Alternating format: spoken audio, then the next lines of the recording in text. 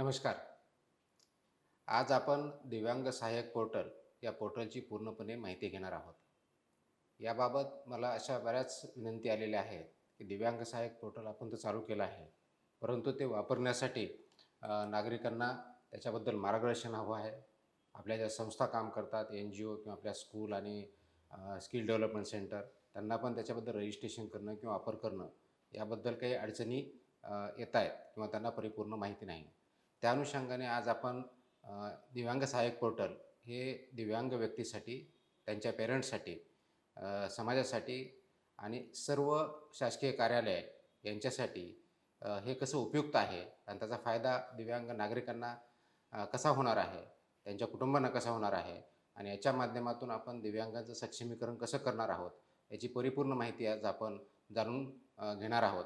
त्यासाठी याचा एक डेमोही आपण ऑर्गनाईज करत आहोत, ज्याच्या माध्यमातून आपल्या सर्वांना समजेल की निश्चितच हा दिव्यांग सहाय्यक पोर्टल एक ट्रान्सफॉर्मेटिव्ह पोर्टल आहे, ज्याच्यामुळं खूप दिव्यांग महाराष्ट्रातल्या सर्व दिव्यांग व्यक्तींना याचा फायदा होईल. तर आपण ज्यावेळेस वेबसाईटवरती जाऊ आणि आपण पोर्टलचं लॉग इन करू, दिव्यांग सहाय्यक पोर्टल.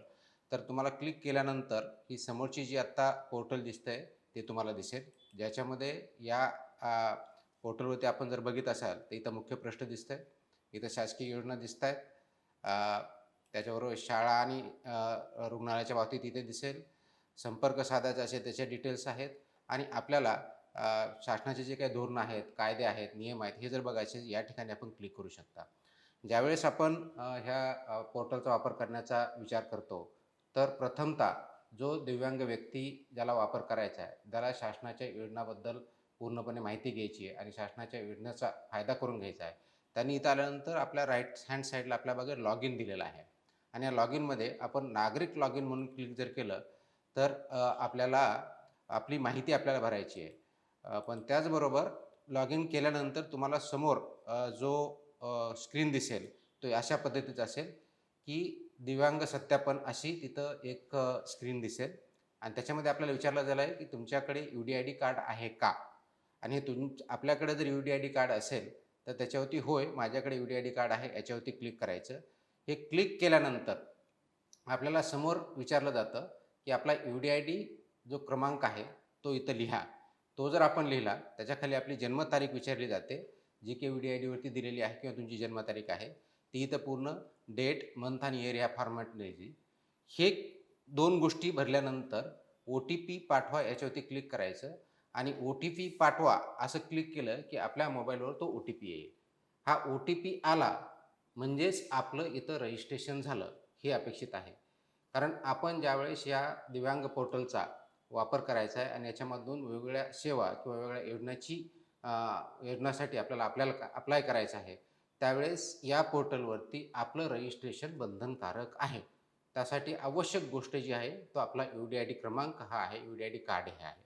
आणि म्हणून तो UDID कार्ड जोपर्यंत आपण त्याचा नंबर याच्यामध्ये फीड करणार नाही आणि आपली डेट ऑफ बर्थ ही करणार नाही आणि त्याच्या माध्यमातून एक वेळेस रजिस्ट्रेशन करणार नाही, तोपर्यंत आपल्याला याच्यावरती रजिस्टर होता येणार नाही आणि आपण या पोर्टलवरती जर रजिस्टर झाला नाहीत, तर आपल्याला या योजनासाठी जे अप्लाय करायचं आहे, अर्ज जो करायचा आहे, त्याची अर्ज करण्याची प्रक्रिया फक्त इथूनच सुरू होत असल्यामुळे रजिस्ट्रेशनशिवाय आपल्याला करता येणार नाही.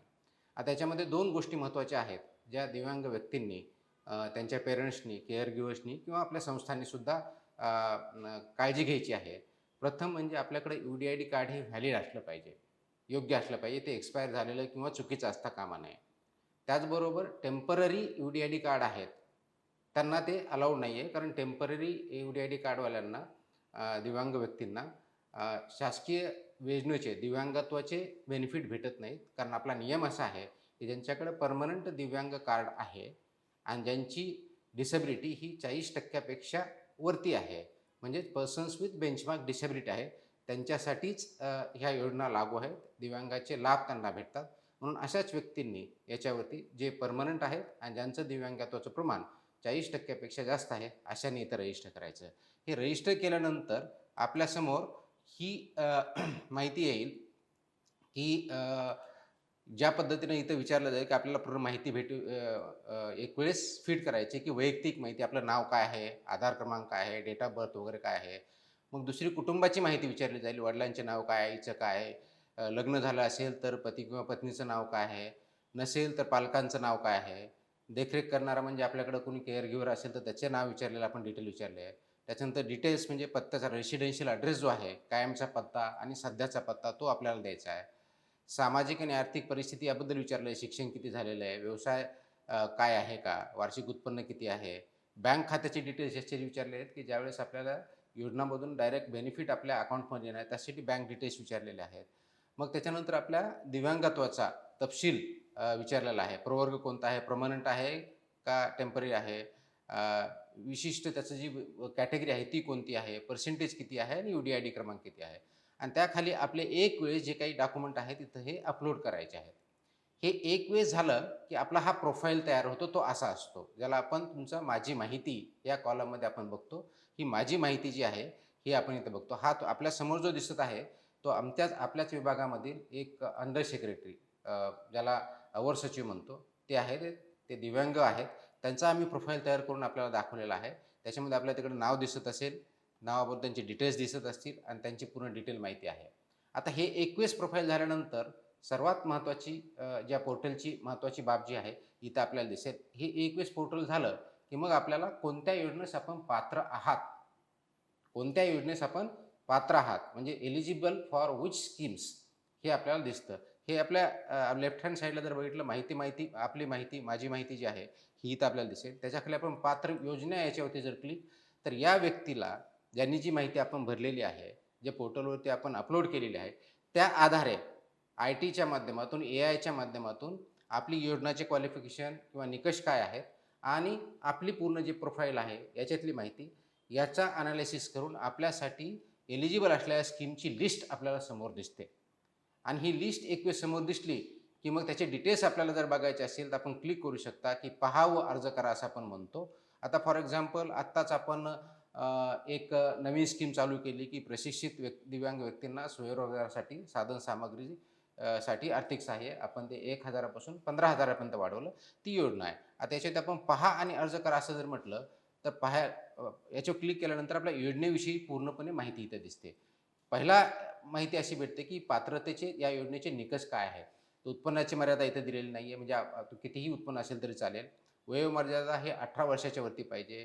किमान दिव्यांगत्व 40% पाहिजे. शासकीय संस्थेतून प्रशिक्षण पूर्ण केलेलं पाहिजे आणि रहिवासी पुरावा पाहिजे. लाभांचे हक्क काय? तर आपल्याला ₹15,000 लाभांचे हक्क याच्यातून भेटतात. त्याच्यामध्ये राज्य, महाराष्ट्र आणि उपकरण खरेदी आहे. त्याबरोबर आवश्यक कागदपत्रे जे आहेत, तर ते आवश्यक कागदपत्रे दिलेले आहेत. ही माहिती आपल्याकडे ठेवली, की मग आपल्याला जर अर्ज करायचा असेल, तर पोर्टल पुढे जा असं म्हणतो, आपली अर्ज करण्यास तयार आहात का? असा प्रश्न विचारला जातो आणि त्या अर्ज करण्याकडे तयार झाल्यानंतर हे डॉक्युमेंट असल्यानंतर आपण क्लिक करा. क्लिक केल्यानंतर आपल्याला जी माहिती आपण प्रोफाईलमध्ये भरलेली होती, ती परिपूर्ण माहिती परत भरण्याची गरज येत नाही. कारण ही पूर्ण ती IT च्या AIच्या माध्यमातून फेच केली जाते बॅकएंडला आणि ती फेच केल्यानंतर हा पूर्ण माहिती आपल्याकडे दिसते. अर्जामधली जी माहिती ते पूर्ण इथं आपल्याला आलेली दिसेल. आणि मग याच्यामध्ये आपल्याला जी फक्त ॲडिशनल काही माहिती मागितली असेल त्या योजनेच्या अनुषंगाने तेवढीच भरायची असते. आता इथं आपल्याला हे डिक्लेरेशन करायचं आहे, की I have red, accepted conditions वगैरे आणि अपलोड नेक्स्ट डॉक्युमेंट म्हटलं, की आपल्याला नेक्स्ट डॉक्युमेंटमध्ये आपल्याला जाता येतं आणि मग आपल्याला जे करता आपल्याला तो ॲप्लिकेशन फॉर्म सबमिट करता येतो. तर असं जर आपण बघितलं, तर आपल्याला कोणत्याही योजनेमध्ये माहिती भेटू शकते. त्याची आपण अर्ज करू शकता आणि इमिजिएटली त्याच्यावरती आपण अप्लाय केल्यानंतर तो अर्ज शासकीय कार्यालयात ज्या अधिकाऱ्याकडे जाणं अपेक्षित आहे, त्या अधिकाऱ्याकडे जातो. म्हणजे एवढी सुटसुटीत, सरळ, साधी, अगदी कोणत्याही व्यक्तीला समजेल अशा प्रकारची आपण ही प्रक्रिया केलेली आहे. हे करण्याचा एवढाच अर्थ आहे, की दिव्यांग व्यक्तींना कुणाकडेही, कुणावरतीही अवलंबून राहता कामा नये. कोणत्याही कार्यालयात जाण्याची गरज पडू नये. कोणत्याही अधिकाऱ्याला भेटण्याची गरज पडू नये. जेणेकरून तो स्वतः व्यक्ती किंवा त्यांचे पेरेंट्स याच्या माध्यमातून आपण तो शासकीय योजनेचा लाभ घेऊ शकतो. म्हणून आपल्या पात्र योजना त्यासाठी ज्या आवश्यक आहेत, समजा दुसरी आपण उदाहरणार्थ जर घेतली, दिव्यांग व्यक्तींना सामाजिक सुरक्षा अंतर्गत विवाह प्रोत्साहन योजना, ज्याचा आपण लाभ 1.5 लाख ते 2.5 लाखापर्यंत केला आहे. त्याच्यावरती अर्ज आपण केला, तर आपल्याला परत तेच गोष्ट दिसेल. आपण परत त्याच्याकडे पोर्टलकडे अप्लाय करायचं जर म्हटलं, तर अप्लाय केल्यानंतर आपल्याला हे अर्ज दिसेल. अर्ज केल्यानंतर आपल्याला इथं ॲक्सेप्ट करायचं आहे. कंटिन्यू फॉर ॲप्लिकेशन म्हटलं की आपल्याला पूर्ण पुढची माहिती दिसेल आणि सबमिट ॲप्लिकेशन इथं दिसतं. सबमिट क्लिक केलं की तो अर्ज सबमिट होतो आणि सबमिट झाल्यानंतर तो अर्ज जिल्हा कार्यालयाला किंवा कमिशनरकडे जे आम्ही सिस्टम ठरवलेले आहे त्याप्रमाणे तिथं अर्ज जातो आणि पर्याय तिथं अर्ज केल्यानंतर मग आपल्याला हे कळेल की आपला अर्ज कुठं आहे. तर आपल्याला त्याच्या खाली जो कॉलम दिसतो लेफ्ट हँड साईडला तिथं अर्ज केलेल्या योजना. तर आपण जर 2 योजनाला अर्ज केलेला असेल तर ते आपल्याला इथं दिसेल की आपला अर्ज कधी दिलेला आहे त्याचा तपशील पाहायला भेटतो. जो कोणत्या आता याच्यामध्ये आम्ही फॉर्म भरून ठेवला होता की ज्याच्यामध्ये 4 मार्चला अर्ज केलेला आहे आणि मग त्याची सद्यस्थिती काय आहे किंवा सामाजिक सुरक्षण दुसऱ्या योजनेमध्ये 26 फेब्रुवारीला अर्ज केलेला आहे. तर ही सध्या त्या अर्जाची स्थिती काय आहे, कोणत्या कार्यालयात आहे, जसे ज्या ठिकाणी दिसेल ती माहिती आपल्याला भेटेल आणि कार्यालय प्रमुखांनी किंवा जे कार्यालय आहे त्यांना ते वेळेचं आम्ही बंधन घातलेलं आहे. त्या वेळेमध्येच त्या अर्जावरती निर्णय घ्यायचा आहे, जेणेकरून आपल्याला वेळेत सुविधा भेटतील आणि शासकीय सेवेचा लाभ आपल्याला घेता येईल. त्याच्यामुळे आपल्याला अर्ज केलेल्या योजनासुद्धा इथं माहिती भेटेल.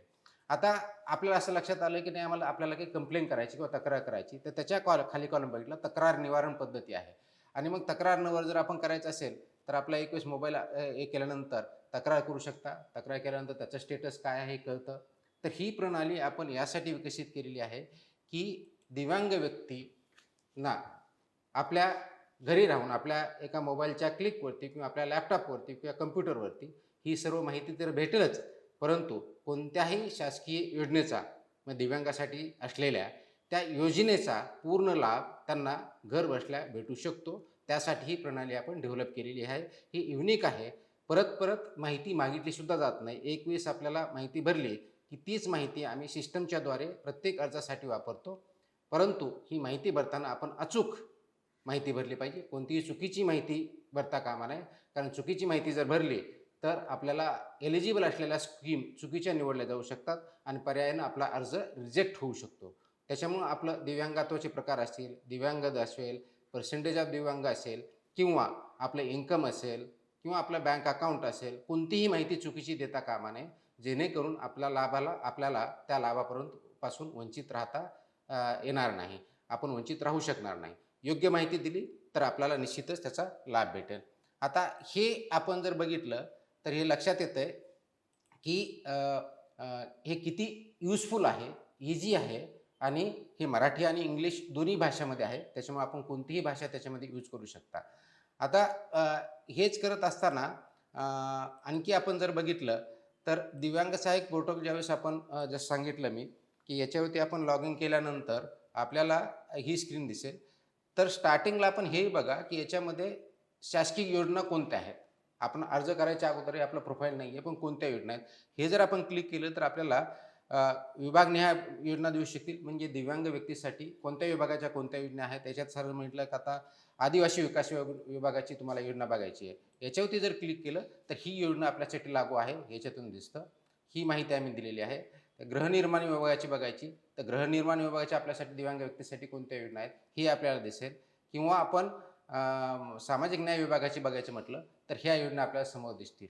ही माहिती आम्ही व्यवस्थितपणे यासाठी केलेली आहे की दिव्यांग व्यक्तींना शासकीय विभागाच्या वेगवेगळ्या ठिकाणी कार्यालयात जाण्याची गरज पडू नये. फक्त दिव्यांग विभागाच्याच योजना इथं माहिती आहे असं नाही, तर शासनाच्या सर्व विभागाच्या योजना ज्या दिव्यांगासाठी आहेत त्याची माहितीसुद्धा आपण इथं पूर्णपणे दिलेली आहे. त्याच्यामुळे आपण ते जर बघितलं तर ती माहिती आपल्याला भेटेल. आपल्याला असं करायचं आहे की स्त्री किंवा पुरुष यांच्यापैकी कोणते एलिजिबल आहेत. तर आपण फक्त त्याच्यामध्ये चूज करायचं. स्त्री आहे त्यांच्यासाठी स्कीमची योजना इथं आपल्याला दिसेल. किंवा आपल्याला फक्त राज्य शासनाचे करायचे तर फक्त राज्य शासनाची योजना आपल्याला माहिती इथं भेटेल. किंवा फक्त केंद्र शासनाकडे जायचं तर केंद्र शासनाची योजना आपल्याला इथं माहिती भेटेल. एवढी सुटसुटीत, सहज, अगदी आपण मोबाईलवर कसं एखादा हे करत असताना WhatsApp बघत असताना कुणाचा मेसेज जसा बघतो तशा पद्धतीचं हे पोर्टल आम्ही केलेलं आहे. जेणेकरून नागरिकांना आणि विशेष करून दिव्यांग नागरिकांना याचा फायदा सहजरित्या घेता यावा, त्यांना भेटावं, त्यांचा कोणत्याही प्रकारचा त्रास होऊ नये ही त्या पाठीमागची भूमिका आहे. ही योजना आपल्याला दिसेल. आता याच्यामध्ये दुसरी एक आणखी महत्त्वाची बाब जी आम्ही केलेली आहे तर त्याच्यामध्ये बऱ्याच वेळेस असे दिव्यांगाचे पालक आहेत, त्यांची आई-वडील आहेत. त्यांना हे माहीत नसतं की आपल्या मुलाला किंवा मुलीला आपल्या पाल्याला जवळपास कोणती शाळा आहे का, स्पेशल स्कूल म्हणतो ज्याला आपण, किंवा तिथं काही एखादं सेंटर आहे का, ही माहिती नसते. तर आपल्याला इथे हे देशामध्ये 12 देशात शाळा आणि रुग्णालय शोधा. म्हणजे आपल्या जवळपास अशी काही फॅसिलिटी आहे का जिथं आपल्याला माहिती भेटेल. तर इथं जर क्लिक केलं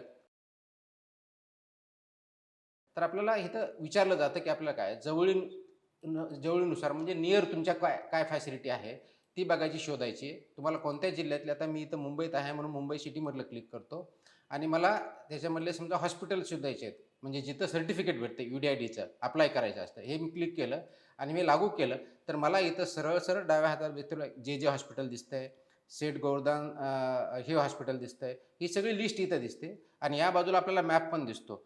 त्याच्यापैकी आपल्याला हेही माहिती पाहिजे, की आपल्याला कसं जायचं आहे. तिथं जर क्लिक केलं, तर Google मॅप्समध्ये आपल्याला ओपन करता येतं आणि Google मॅप्सवरती आपल्या घरापासून कसं अंतर जायचं हे सगळं आपल्याला दिसतं. लोकेशन शेअर करता येतं. एवढी सरळ साधी आपण सुटसुटीत हे पोर्टल केलेलं आहे, जेणेकरून नागरिकांना आणि विशेष करून दिव्यांग नागरिक, त्यांचं कुटुंब यांना कोणत्याही प्रकारचा त्रास होणार नाही.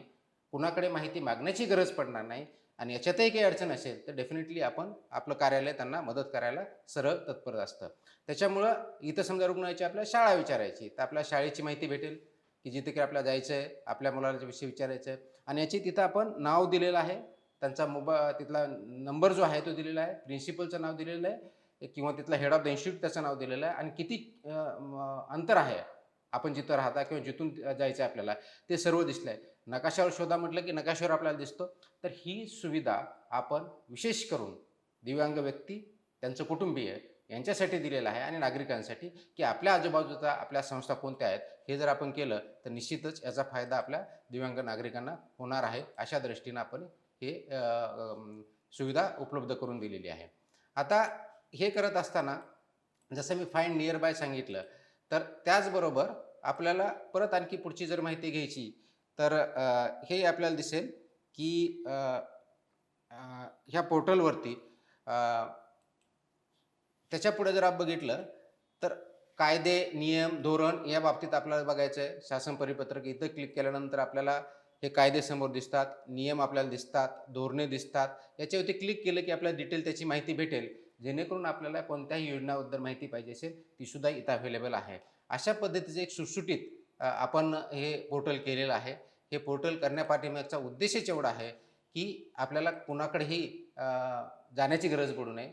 आपले हक्क आपल्याला माहीत असावेत आणि ते वापरण्यासाठी आणि त्याचा यूज करण्यासाठी आपल्याला ह्या पोर्टलच्या माध्यमातून ते करून घेता यावेत अशी अपेक्षा आहे. आणि म्हणून याचं नावसुद्धा आम्ही केलेलं आहे दैवांग सहाय्यक पोर्टल.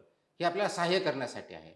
आपला स्वाभिमान वाढवण्यासाठी आहे आणि आपल्याला स्वाभिमानाने जगता यावं यासाठी सर्व सुविधा आपल्यापर्यंत एका क्लिकवरती अवेलेबल व्हाव्यात, या दृष्टिकोनातून आहे. हे आपण सर्वांनी वापरावं पोर्टलच्या माध्यमातून आपण पहिलं समजून घ्यावं, जे आता मी सांगितलं त्याप्रमाणे समजून घेऊन त्याचा वापर करावा. कुणी चुकीचा वापर करणार नाही याचीही काळजी घ्यावी आणि आपल्याला शासनाच्या ज्या योजना आहेत त्याचा वापर घेऊन आपण पूर्णपणे सक्षम कसं व्हाल या दृष्टिकोनातून आपण प्रयत्न करूया. आपण आपल्याबरोबर शासन आहे. आपण सर्वांनी मिळून दिव्यांग व्यक्तीचं सक्षमीकरण योग्य प्रकारे करून त्यांना न्याय देण्याची भूमिका या दिव्यांग सहाय्यक पोर्टलच्या माध्यमातून करत आहोत. त्यासाठी आपण सर्वांनी सहभागी व्हावं हीच विनंती.